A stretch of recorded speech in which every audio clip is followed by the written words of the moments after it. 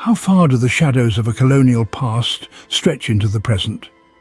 This question takes us back to an era when France, with its vast colonial empire, was a dominant force in global geopolitics. Its influence spanning nearly 13 million square kilometers. A diverse array of regions fell under its sway, shaping the lives of millions. While the formal era of colonialism has ended, the echoes of France's legacy in Africa reverberate even today, raising questions, sparking debates, and igniting controversies. One of the most palpable remnants of this colonial past is the CFA Franc, a monetary system that binds 14 African nations in a form of financial neocolonialism.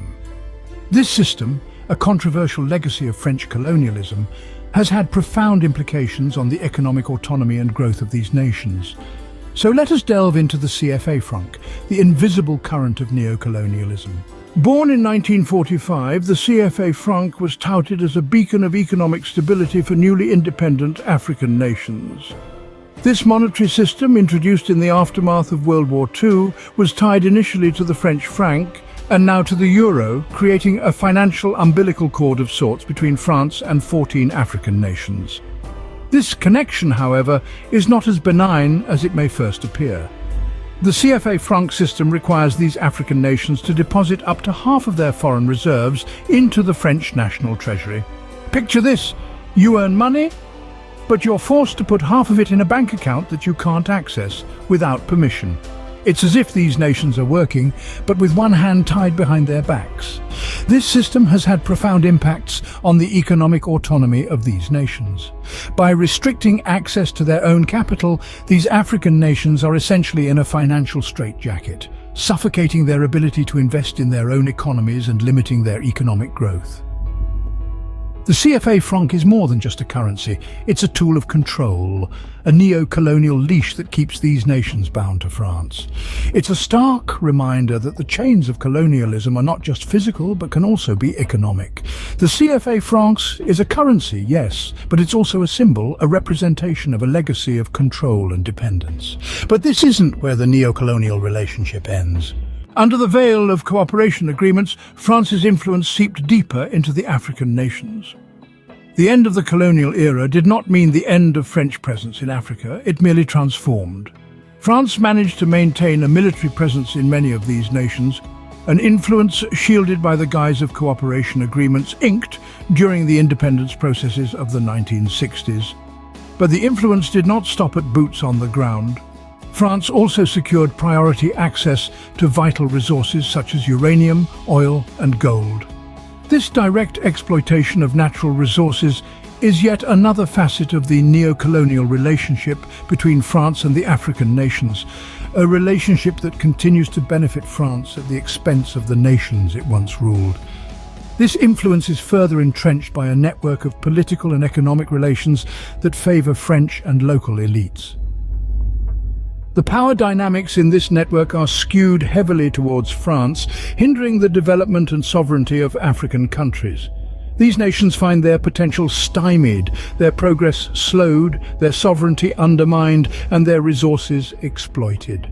The CFA franc and the strategic control of resources and politics create an intricate web of neo-colonialism that continues to tie these African nations to France.